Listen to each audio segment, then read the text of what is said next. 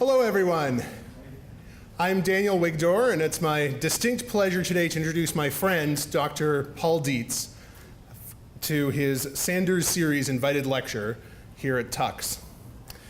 Paul and I have been friends since about 2005, when I started as an intern at Mitsubishi Electric Research Labs, Merle, in Cambridge, Mass, and first met Paul.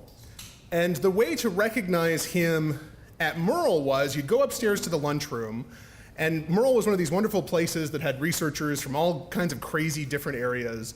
But the table that would always be the loudest and having the most fun was guaranteed to be where Paul's table was. Now, in terms of his academic CV, Paul is unmatched in the WIST community. Paul has worked at, as I mentioned, at Merle, at Mitsubishi Electric Research Labs. Before that, he was an Imagineer at Disney. He also has done internships at Texas Instruments and at Analog Devices. He also was a scientist at Microsoft in their Applied Sciences group and at Microsoft Research, and then left Microsoft to start Misapplied Sciences about 4 years ago. But the sort of academic CV doesn't tell the story of Paul and his work. Every year at WIST, there is given what is called the Lasting Impact Award, which is an award that is given to recognize the impact of a piece of research that was done at the WIST conference at least 10 years before. And Paul, along with his longtime collaborator Darren Lay, won the Lasting Impact Award for a device called the Diamond Touch table that we now know from a New York Times article Steve Jobs had one of in his office and served as the inspiration for the iPhone and the iPad as a capacitive multi-touch device. But that still too does not tell the real story, because Paul's career is really one of education and community building. Because the Lasting Impact Award for the Diamond Touch was, yes, for bringing capacitive multi-touch to the world as a way of making technology fit in our pockets. But much more than that, the Diamond Touch table was given away to universities, about 100 universities across North America and throughout the world, and created an entire research area and spawned an entire conference called Tabletop that many, many people, myself included, became researchers in because of that community. Paul's signature invention at Disney World and Disneyland was a device called the Pal Mickey, which fits Paul's personality perfectly because it would tell bad jokes and make sure you were having a good time, but also it would serve as a guidepost so that as you walked around the park, it would tell you how to find different attractions, but then also how to connect with the different Disney characters who were there that you and your child could go and take pictures with. And that sort of typifies to me the bent of all of his inventions. It's always about building community and about education. In addition to the Pal Mickey and the Diamond Touch and those sort of professional contributions along the way and many, many inventions at Microsoft as well, just as a hobby, Paul created what I believe is called the Animatronics Workshop, which is a school curriculum and a set of technologies to enable kids with their teachers to create animatronic plays that get acted out. And for Paul, it's not just about the technology. It's not just about the fact that you can have a little puppet that's sort of dancing and saying things, but to him, he puts a ton of thought. We've had conversations about this. How do we use this as a tool to teach the kids about other concepts, about narrative, about storytelling, and how do we use it as a mechanism to bring people together? So when I think of my friend Paul Dietz, I think of someone who is a builder of a community and someone who loves to build bridges among people. And it's my distinct pleasure to welcome him here to our community at Tux and for his Sanders Series invited lecture. Thank you very much, Paul.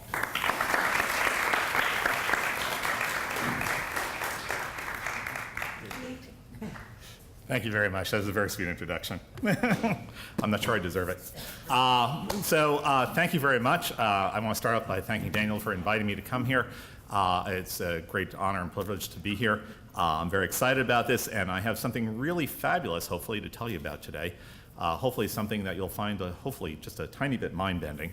And I think of this, I've done a lot of crazy things over the years, and this is probably the craziest, and I think ultimately the one that will have the most impact. So hopefully you'll get to judge that today, so you'll have some idea of what I'm talking about. So before I get started, I have the obligatory acknowledgement to the National Science Foundation, which actually funded some of this work.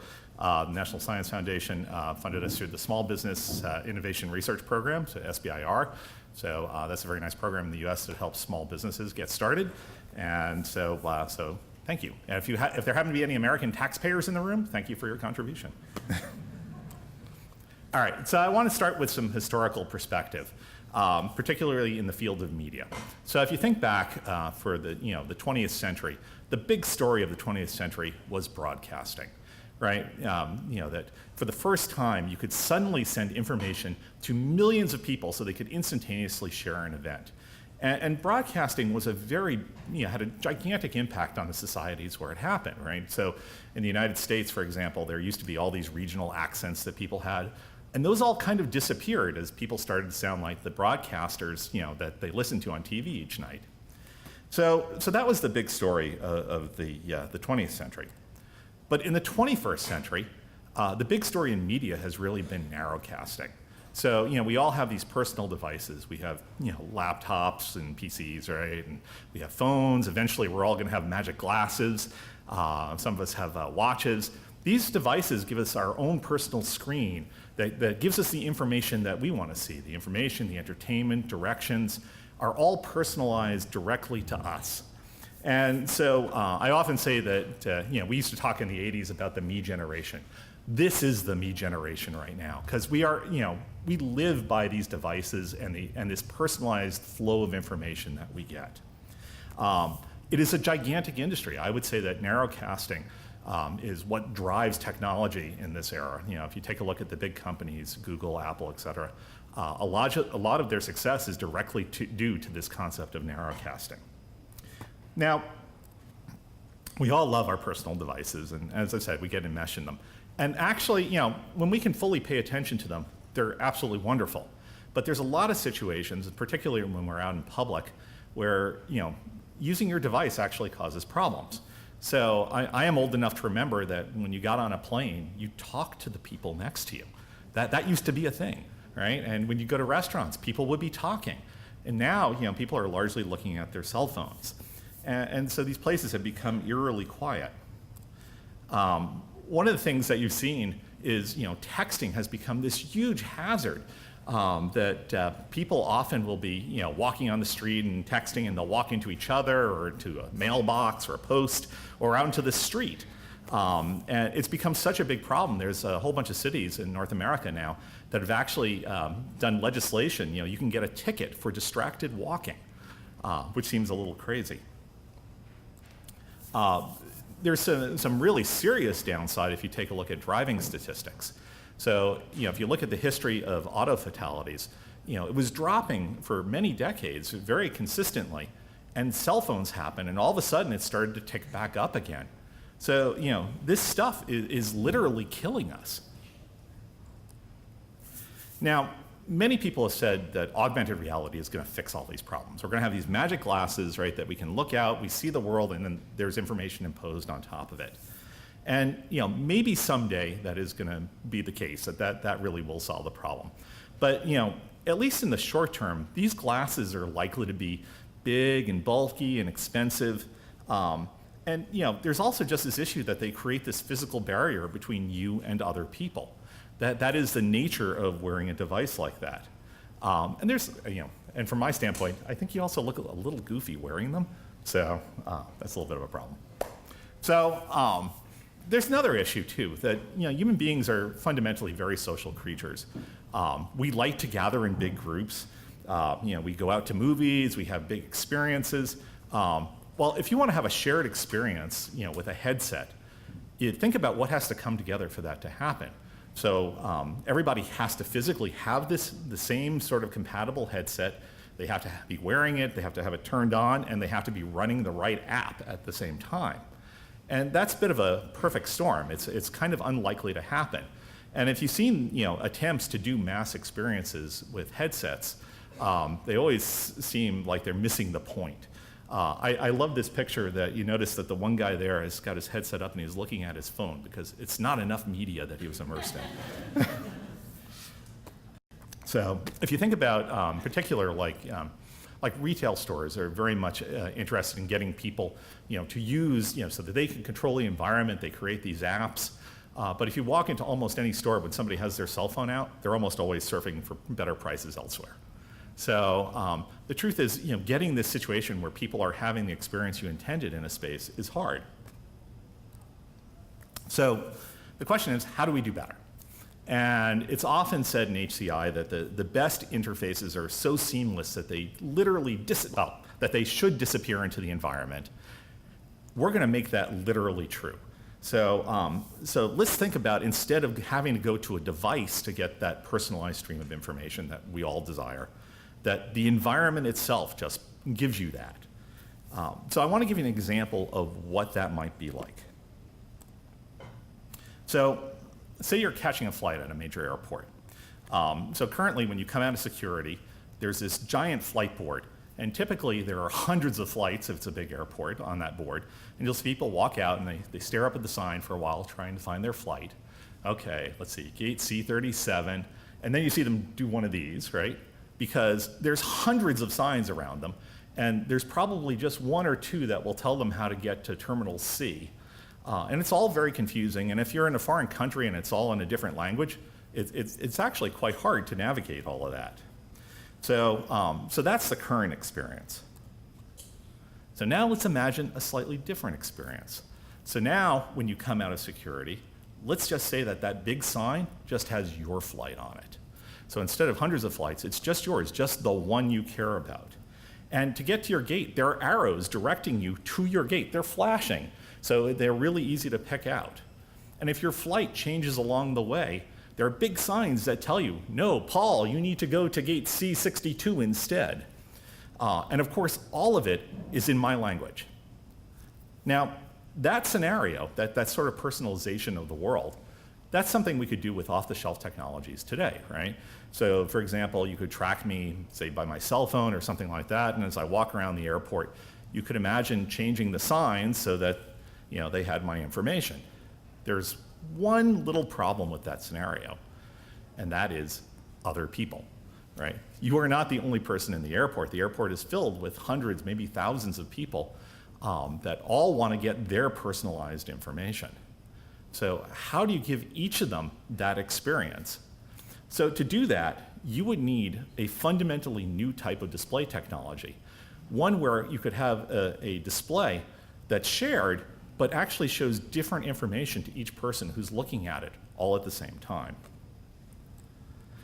So that is the topic of today's talk, and I want to introduce you to this concept of parallel reality. So these are displays that do exactly that. They can show different information to each person who's looking at it at the same time. And there's no special glasses, it just does this. And I know it sounds a little bit like science fiction, but I will go in detail, how this can actually work so you can understand this is very real.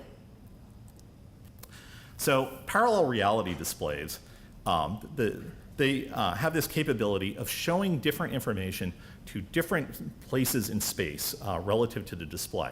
And that is in three-dimensional space. Oh, I think I just lost. Did I lose my microphone? Is there, I stepped on here. I think I just. No earthly idea how to fix this. I can just speak loudly. Can we hear him in the back? How about this? All right, I'll do that. I'll be a little hoarse by the end, but it will work. All right, so parallel reality displays send information to a location, right? And so fundamentally, it's a very detailed location. So I can send information precisely to that seat or that seat. One thing is that these can be updated in software. And so you can also send information to a person. Ah, we're back. Hey, how about that? So you can send information to a person by knowing where they are, because you can just send information to that location.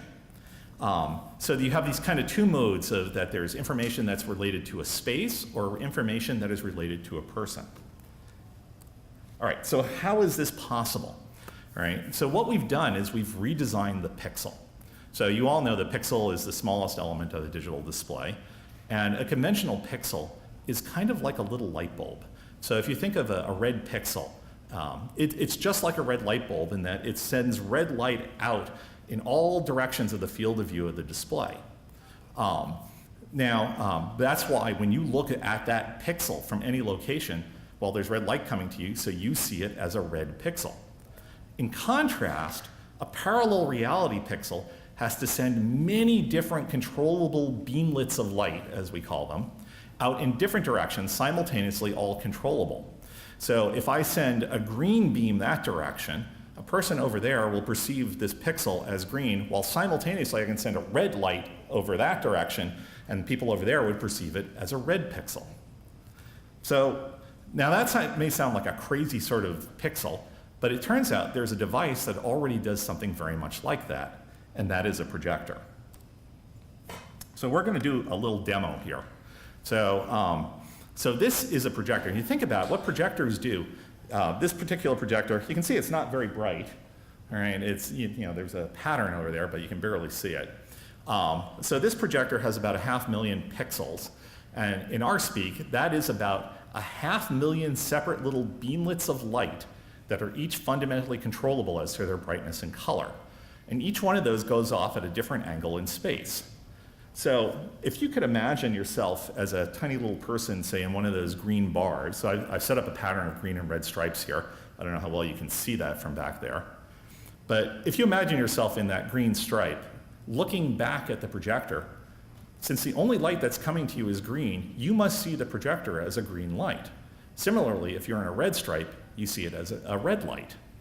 So I'm going to do that experiment with you guys. I'm going to shine the projector on the audience here, and I'll be fairly bright. But, well, here, see if I can hold it fairly steady. All right. So if you see a green light right now from where you're seated, raise your hand. Okay, and if you see a red light, raise your hand. Yeah, okay, and if you're on the border, move back and forth. And you can see how sharply it transitions from red to green. And it can do it in a fraction of an inch, all the way to the back there. So, I'll point it over on the side here so you guys can get a taste too. Okay. So the magic here, right, is that these individual rays of light that are going out are actually very precise. And there are 500,000 of them. So if I arranged you guys carefully that each one of you was in a separate projected pixel from this projector, I could control what each one of you sees individually. Matter of fact, I could do that for 500,000 people all at the same time with this one cheap device. And you can see it's very bright, even though this projector is barely visible in this light. So this is what convinced me that it was possible to build a parallel reality display. Because basically, you can take a whole bunch of these projectors, call them pixels, right? And then you can create a display that you can control what it looks like from each possible viewing location. Now, of course, to do that, you need to know exactly where each of those rays of lights go so that you can color them correctly. But that's the fundamental concept of what's going on here.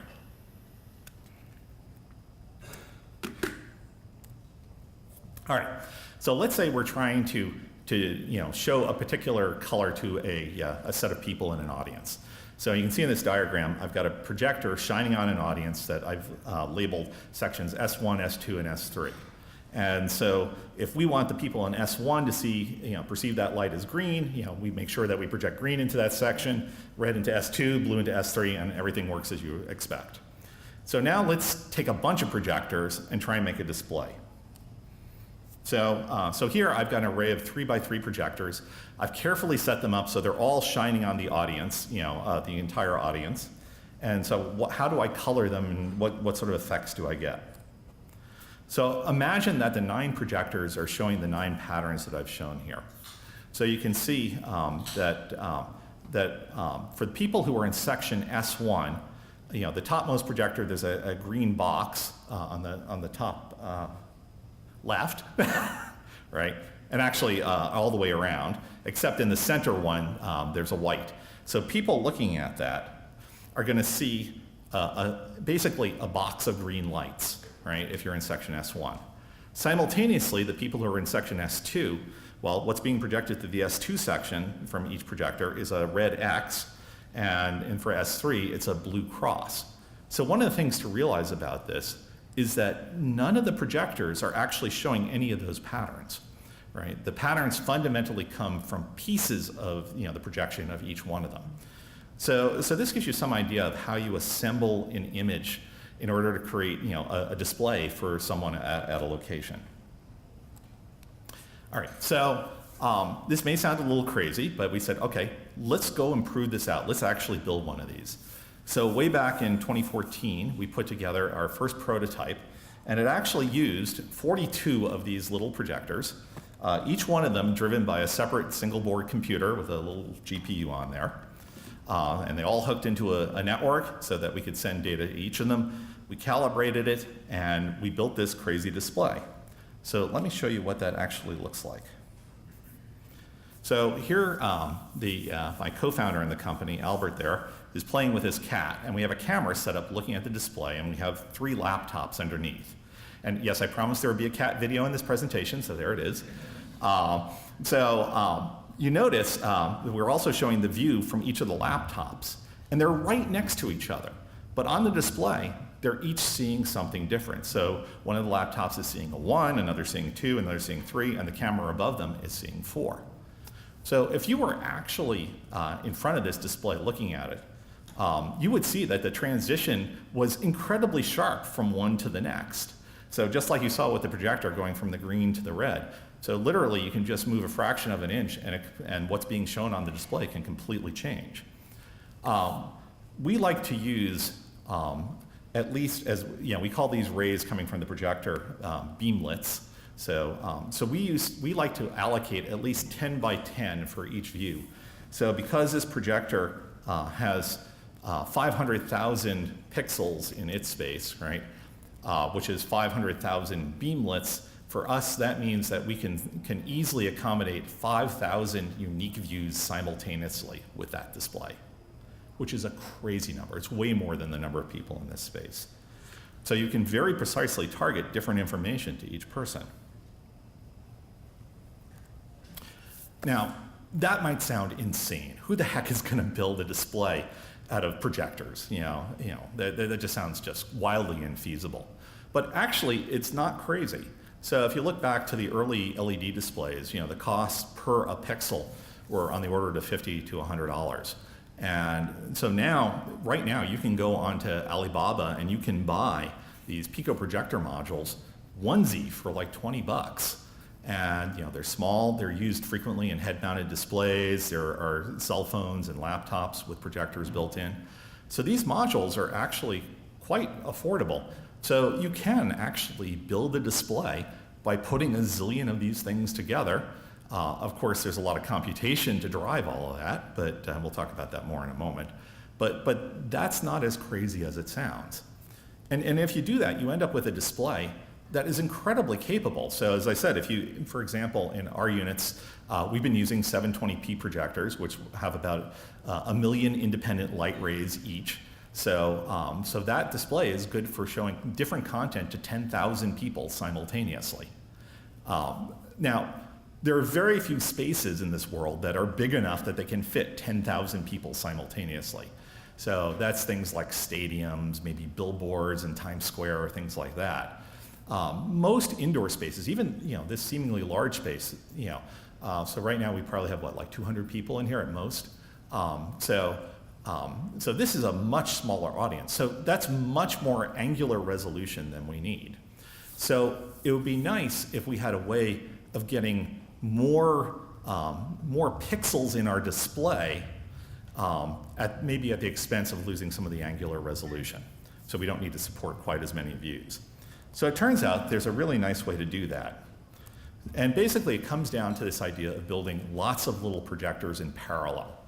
And so if you think about what's inside a projector, it's basically an imager with a lens. And so you could do the exact same thing. You could take an LCD panel put a lens in front of it, and it would make a crude, very dim projector. So in fact, you could then say, oh, well, if I wanted to make a bunch of projectors in parallel from that LCD display, I could do an array of lenses. And so you quickly find that you can make lots of little weak projectors in parallel very easily. So, for example, if you take an imager that has a million separate rays that it can generate, when you put a lens array on it, here, for example, we have 100 parallel reality pixels on a panel. That's good enough to give you 100 unique views. So that's actually a very interesting device for spaces like this. So, so that actually, for my company, that is the first products that we'll be shipping out to the world. And I want to show you what that actually looks like. So here's a video of our latest display. And again, we've set up 4 cameras that are right next to each other looking at this display. And this display is made up of a bunch of these panels. Right now, these are 6 by 6. So each one of the panels has only 448 pixels, but when you have enough of them, it starts to add up. So this in total has 16,128 pixels. I know that because it happens to be our address, which was a weird coincidence. But you can see that this actually is at the level that you can actually see graphics on it. So over the last few years, we've gone from doing a single pixel to being able to do graphic displays. And in fact, this trend is going to continue. That very shortly, in the coming years, we'll be able to do denser and denser displays. And you've probably all seen that, like your TV panels and stuff went from being standard resolution to HD, then to 4K, and 8K TVs are about to come in the market. Well, as you pack more pixels into those panels, you can get more angular resolution, or you can get more pixels. There's this kind of fundamental trade-off. So ultimately, you can build these very dense systems. All right, let me go back for a second. So very frequently when we have people come and visit us in our space, they come by themselves. And it's really hard to show a parallel reality display what it's doing if you're just one person, because each person only sees one view. So we have this super cool technique that we've developed for showing multiple views to a person who's visiting. And that is, we put up a bunch of mirrors in the space. And each mirror is set up so that it reflects the display. So you stand in one magic location and you can see in the 12 mirrors that we set up the display as pictured from 12 different locations. So, so that's what's going on in this video. So again, my co-founder Albert there is hamming it up to show you that that's a set of mirrors. And as he walks back here, you'll see the display reflected in all these mirrors. And so you can really see it is showing completely independent content at each of those locations. And we could have done this same video with, yes, I know it's very silly. So we could have done this same video with 100 mirrors. We just didn't do that because it was physically hard to set up all those mirrors. But that's the sort of thing that this display is capable of. All right, so this particular display has about 300 million light rays that are coming out from it that are each controlled. They need computed content that needs to be updated every 60th of a second. If you think about that, that's the equivalent of about 150 HD displays. So those of you who are into building large systems are probably envisioning a giant server farm that's driving this thing with a ton of GPUs. And we realized very early on that that would be completely impractical. And in fact, if you do that, you'll find it's very hard to get the sort of performance that you just saw going on in that picture, where we were updating the content every 60th of a second. So, so we realized that this particular problem actually lends itself really well to custom hardware. So effectively, we built our own GPU that is custom designed for doing parallel reality, and we built it into the display itself. So that display I was just showing you is driven by a single commodity PC just over Ethernet, even though it's updating 300 million light rays every 60th of a second. And so that's what makes this practical. So you can see there a picture of one of the boards. So this is all implemented in FPGAs right now. But it's the ability to do the computation in hardware is what makes this a practical system. Now, for people who are going to use the display, they're basically going to be designers who want to create their own parallel reality experiences. They don't want to have to think about all the crazy angles and computations that's going on. So there has to be a really simple user interface. And so we have a very straightforward system. So there's a camera that sits up above the display, and it gives you a live view in front of what's going on in front of the display. And you can literally drag and drop boxes for where you want content to appear, and then you just assign content to those boxes. So this is all drag and drop. So it's really trivial for anyone to put together a parallel reality experience. Now, because we are doing all the calculations in hardware, not only do we get to update the content every 60th of a second, we also get to update where the content is going every 60th of a second, which again brings back that capability to have content follow people as they move around to space if we can find them. So one of the things that we put together is our own little active badge tracking system. That's a picture of one of the badges there and one of the cameras. So this is just an infrared system that there's a blinking infrared light, and it tracks your ID and location at a 60 hertz frame rate, and so that way we can send content to the right place. One issue with this is in a lot of locations, having people wear badges is awkward. It's like if you're in an airport or something like that, that seems like that would be unreasonable. So we've been experimenting with other ways to track people. So you guys are the first people to see this video. This is kind of fun. So what's going on here? He has just walked out of security, and there's a scanner. So he scanned his boarding pass, and he is getting content. And the next person comes up, and he scans his boarding pass, and he gets his content. Now, the first person is still getting their content. So you might be saying, how does this work? Is it tracking the boarding passes, whatever? No. So what's going on is overhead, there is a stereo camera system that is tracking blobs as they move around the space. And so what we need to do is label those blobs. So when somebody goes over and scans their boarding pass, we know at that moment what person is in that space, so we can label that blob, and their content just stays with them. So this is a great example of one of the ways that we do tracking of people in a space so that they can get their own content. And of course, the nice thing about here is they don't have to carry anything. It just works. Okay, so those are parallel reality displays.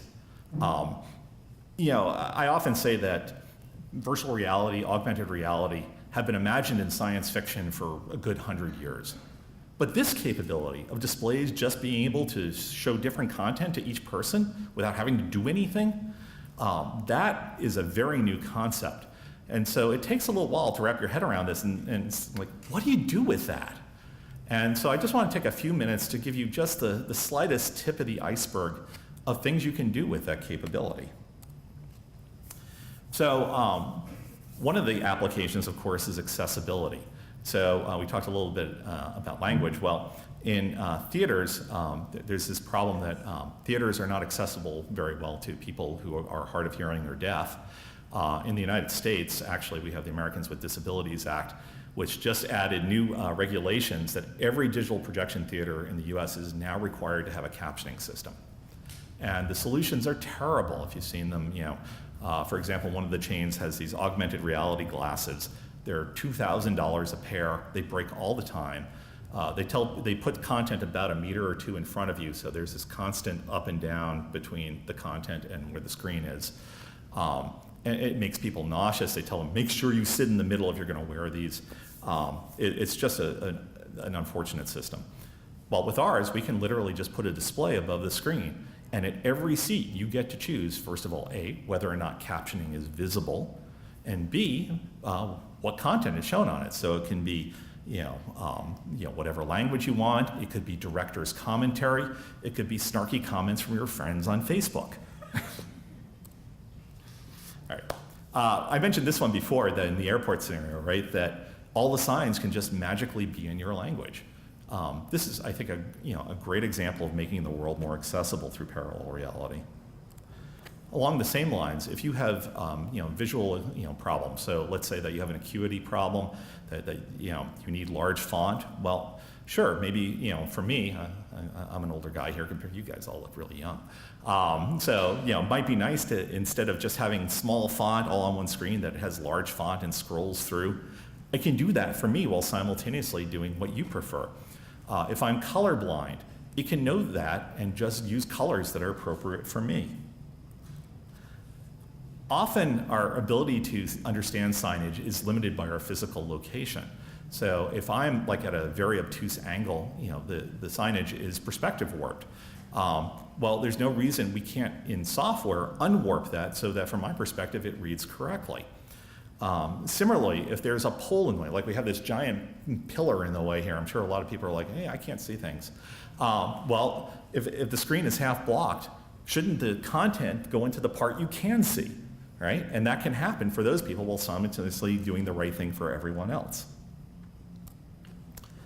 Wayfinding is just a big problem. How do you find your way around spaces and places? Parallel reality is going to make that a lot easier. So we gave the airport example, this idea that as you wander through a space that signage can be giving you directions to where you want to go. You don't have to look down at a phone. You don't have to do any of that sort of or nav system in a car. The signs can just be telling you where to go. Which brings me to some of the automotive applications. The ability to send information to each car individually on the highway is super powerful. So, if you think about the problem of getting cars to merge together, it'd be really nice to be able to have different directions. So tell one car, okay, you slow down, you speed up, leave a hole, get in, okay, now you can go forward. And you can do that with parallel reality signage. You can actually tell different cars different things to do. One of my favorite examples, people often say, well, the resolution is limited right now. Well, the most limited resolution display that I can think of that's useful is a traffic light. Traffic light has 3 pixels, a yellow one, a green one, and a red one. And if you think about it, the yellow light actually, that's the thing that's supposed to warn you that the traffic light is about to change. Well, some people speed up because they think, I'm going to make it through the intersection quick before it changes, and other people slow down, and that causes accidents. And in fact, if you take a look at the data, you'll find that frequently putting in a traffic light actually increases the number of rear-end collisions at an intersection because there's this ambiguity about what to do at the yellow light. But when you think about it more deeply, there's no reason there should be that ambiguity because the situation, if you're too far away, you should stop at the light, and if you're close enough, you should proceed. So if the traffic light were smart enough to show a green light to people who should proceed while simultaneously showing a red light to those who shouldn't, you can solve that problem. You don't need a yellow light. Exiting spaces, this kind of, one of the things that's really nice, parallel reality displays are fundamentally a crowd display.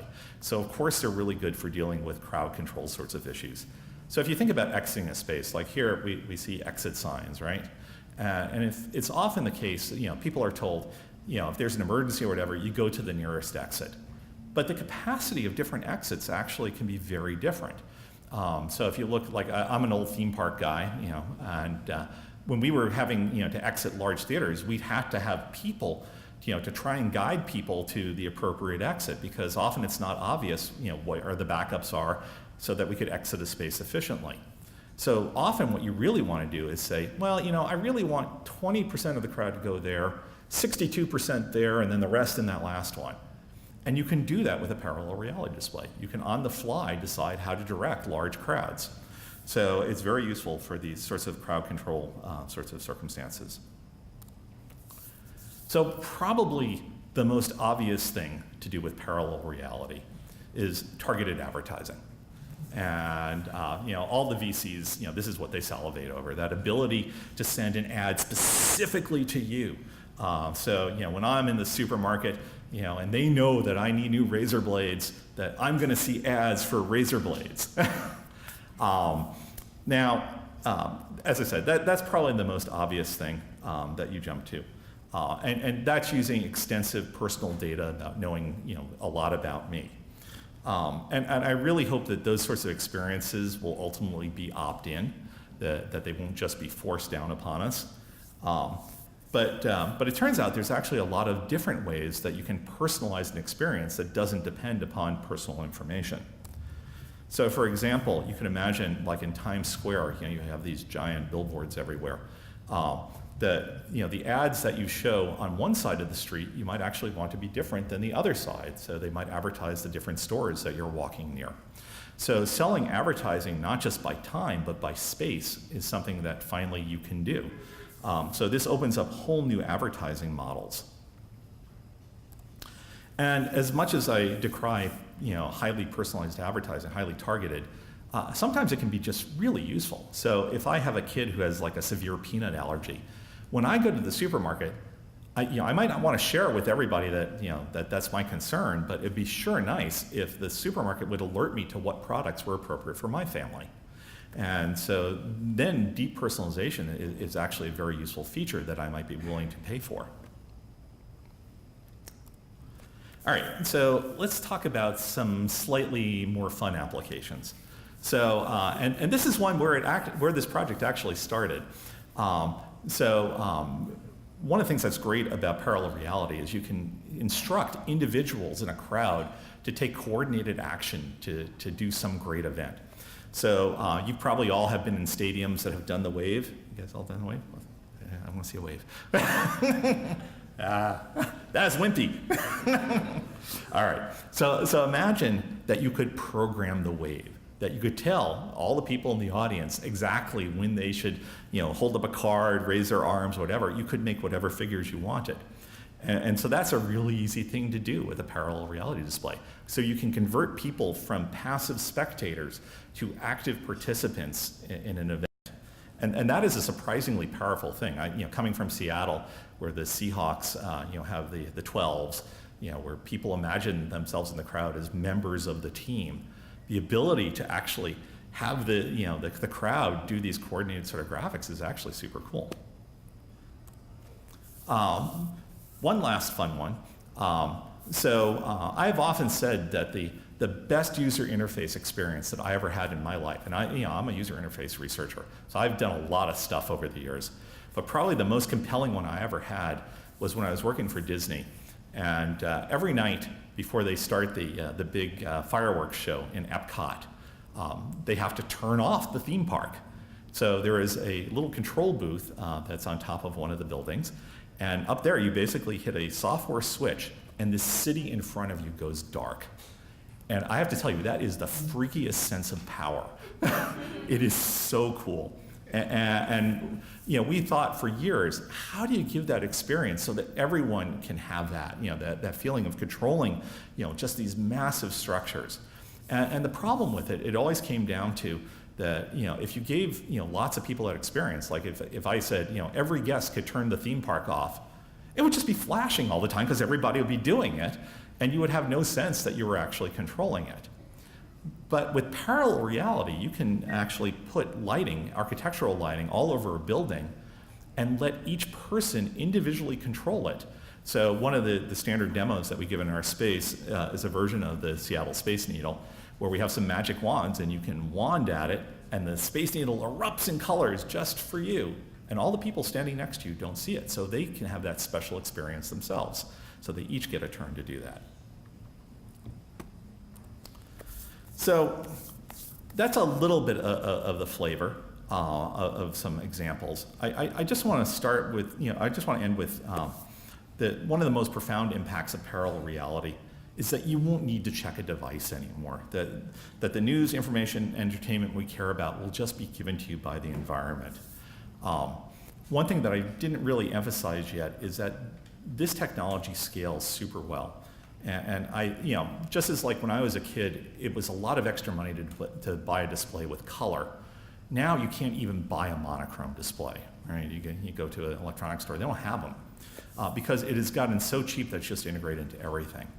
This is going to happen with parallel reality, that it will just be a standard feature of every display that you buy. And so I think it's inevitable that this will ultimately become ubiquitous and that we will literally be immersed in our content. And like any ambient display, you'll be able to ignore it or consume content at a glance. That capability, I think, is going to really change how we experience the world day to day, how we consume media, and even more importantly, how we communicate with one another. So that's pretty much what I wanted to say today. If you have questions and want to follow this, you can come to our website, misappliedsciences.com, and learn a little bit more. But thank you very much for your attention.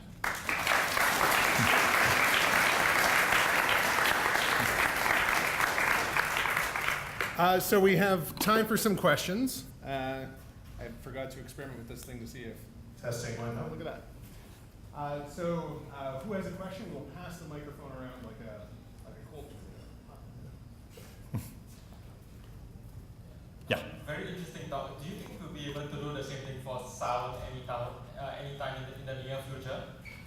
So physics is working against you there. Fundamentally, the ability to direct any wave phenomena, there's a basic principle in physics that the emitter will need to be large compared to a wavelength.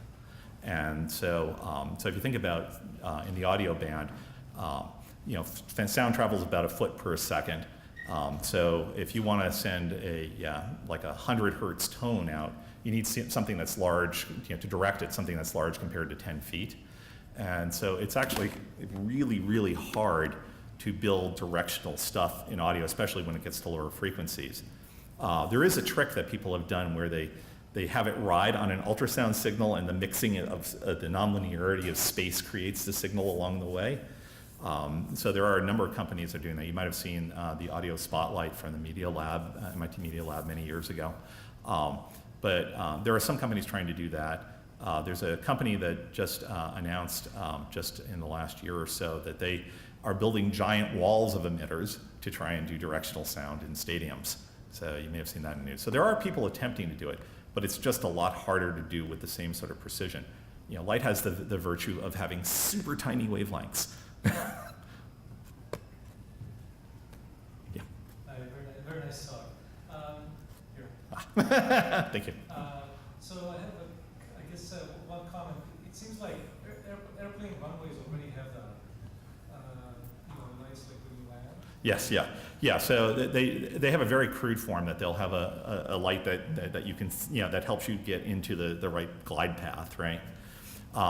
But you could do that at a much more sophisticated level, right? So, some of these concepts, like for example, there have been programmable visibility traffic lights for a long time that, that will just appear in one lane, and they do that with like optically masking and stuff. But this ability to just generically have very fine precision to do these sorts of effects. So we have looked at things like on an airport runway, you often see this problem. There have been a number of very nasty accidents where planes got lost on the runway and ran into each other because they didn't have a good understanding. So you could actually, have your signs on the runway down on the ground, even directing each plane individually exactly what path it should take.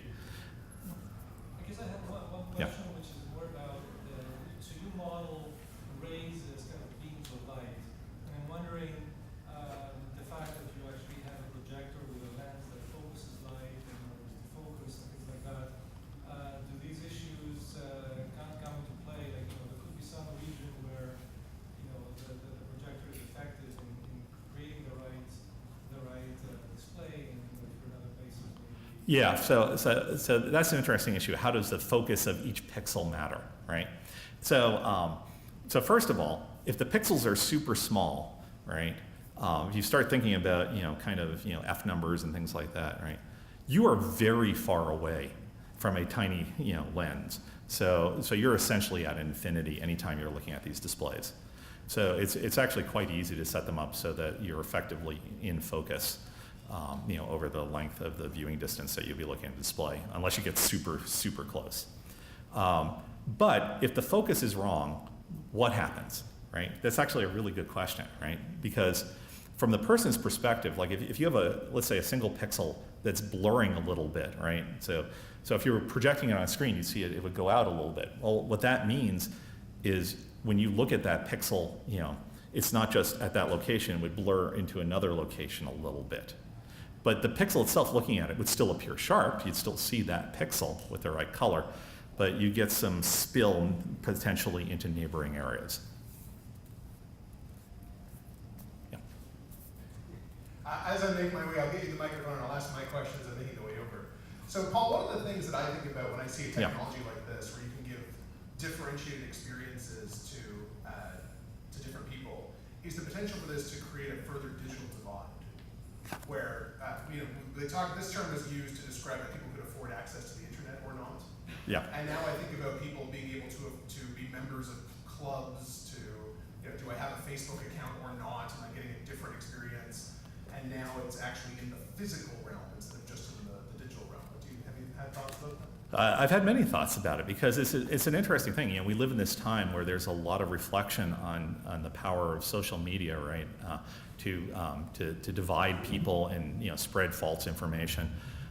So when the world is just capable of doing that, then it certainly does raise those issues.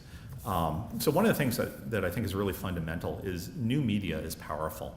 The invention of the printing press, allowed information to spread, and it wasn't always the sort of information that you wanted to spread. People would use the printing press, for propaganda and whatever, right? And so this is true of every new medium, that it has this potential for doing great good, but also as a way of manipulating people. And so I think it's super important that as we move forward, on these sorts of technologies, that as a society we need to think super hard about what the rules should be. So, for example, in the early days of television in the U.S., there were rules set up because there were public airwaves, that there were certain responsibilities that everyone who used public airwaves had to meet. So if you gave a politician time, you had to give equal time to their opponent. Those sorts of things, we're starting to get to this point now on social media that ads should be, in some, if they're political ads at least, that there should be some note of who's paying for them. So setting up proper rules for this is super important. It's something I think about quite a bit. Have you tried using them for 3D holograms? So because you can send different information to each eye, you certainly can do that, but it's not what it's not the goal. One of the things we often say, there's a lot of people who are trying to do, this is a type of light field display, where each pixel is showing, lots of different rays. And that is one of the ways that you can build an auto stereo 3D display, one that you can see without glasses. And so, yes, you can certainly use it for that, but you would build the system very differently if that was your goal. So for us, because so much of the emphasis is on this ability to hit different people, we have crazy wide field of view, we're just trying to show different people different information. So the display is really designed for that. All the processing is optimized for that. So it'd actually be, because the hardware is doing it specifically to show different images to each person, it would be hard to use it for stereo. And as I said, it's a very different set of optimizations. So I would say that beautiful auto stereo displays are still 10, 20 years away, whereas this stuff is practical now. Is there an insurance problem too? Oh, yeah, actually, that is an interesting point. When we first set up our company, our insurer asked us two things that we should be prohibited from doing. And one was to not shine lasers in people's eyes. And they also said, don't do 3D because it makes people sick and that's too much of an insurance risk.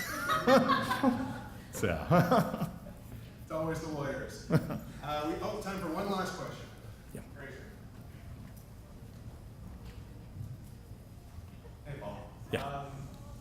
Do you remember WIS 2009? That was the one in Vancouver, right? Yeah. So Or no, Victoria. Yes, I remember well because I did the pressure-sensitive keyboard contest. So the only reason that my wife and I were able to go to that conference was because you sent us a pressure-sensitive keyboard, which we then convinced our supervisor to pay for the trip to participate in the student innovation contest.